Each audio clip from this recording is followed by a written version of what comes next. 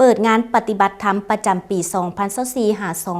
2025 ที่วัดป่าวิโมกขวนารามสัมปักแฮด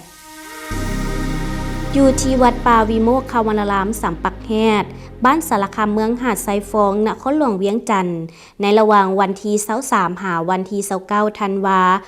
2024นี้ได้จัดงานปฏิบัติธรรมกรรมฐานเพื่อเป็นการส่งเสริมให้พระสงฆ์สามเณรพ่อข่าวแม่ข่าวและบรรดาญาติโยมได้มีโอกาสได้ปฏิบัติธรรมเพื่อปลูกฝังคุณธรรมทางพระพุทธศาสนากรรมฐานให้งอกงามในจิตใจของตนจนสามารถนำไปปฏิบัติและนำใช้ในชีวิตประจำวันอย่างเหมาะสมในพิธีเปิดงานปฏิบัติธรรมได้มีนักปฏิบัติธรรมและพระวิทยากรเข้าร่วมจำนวน100 กว่าองค์ตนโดยการเป็นประธานของพระอาจารย์ศรีทนสยาวงศ์สอนคณะบริหารงานประจำการหัวหน้ากรรมาธิการเผยแพร่ศีลธรรมและปฏิบัติกรรมฐานศูนย์กลางอปส.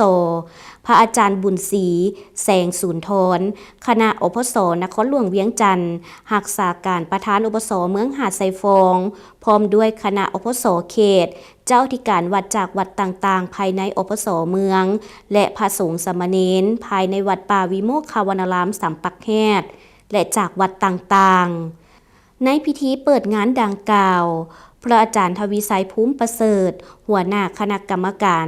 กรรมฐานของศูนย์กลางอปส.เจ้าอธิการวัดป่าวิโมกขวนารามสัมปักแฮดได้กล่าวจุดประสงค์งานปฏิบัติธรรมประจำปี 2024สำหรับฝ่ายฆราวาสเป็นเกียรติเข้าร่วมโดยท่านบัวศรีมุกดารากรรมการพรรคเมืองประธานแนวเล้าสั่งชาติเมืองหาดไซฟองการจะตั้งบ้านถูกภาคส่วนขันบ้านขันเมืองพร้อมเดียวกันนี้คณะอปส.เมืองหาดไซฟองยังได้มอบปัจจัยจำนวน5 ล้านกีบเพื่ออุปถัมภ์งานปฏิบัติธรรมดังกล่าวเจ้าท่านผู้ชมที่จบไปแล้วนั้นก็แมนข้อมูลข่าวสารที่ทางรายการนำมาเสนอให้กับบรรดาท่านได้ติดตามรับชมเกี่ยวกับงานปฏิบัติธรรมประจำปี 2024 หา 2025ซึ่งนำพาโดยกรรมาธิการเผยแพร่ศีลธรรมและปฏิบัติกรรมฐานศูนย์กลางปส.ซึ่งนำพาในการปฏิบัติของคณะวิปัสสนาจารย์ของกรรมาธิการของพวกเขาและสำหรับท่านใดที่อยากจะรู้รายละเอียดเพิ่มเติมเกี่ยวกับข้อมูลในการปฏิบัติธรรมประจำปี 2024 หา 2025นี้ท่านสามารถติดตามข้อมูลข่าวสารผ่านทางเพจเผยแพร่ศีลธรรมและปฏิบัติกรรมฐานศูนย์กลางปส.ได้และกลับเข้ามาสู่ในระยะสุดท้ายของทางรายการข้าพเจ้ากันที่เสียมพรพร้อมด้วยทีมงานรายการต้องขอลาบรรดาท่านไปก่อนพบกันใหม่สบายดี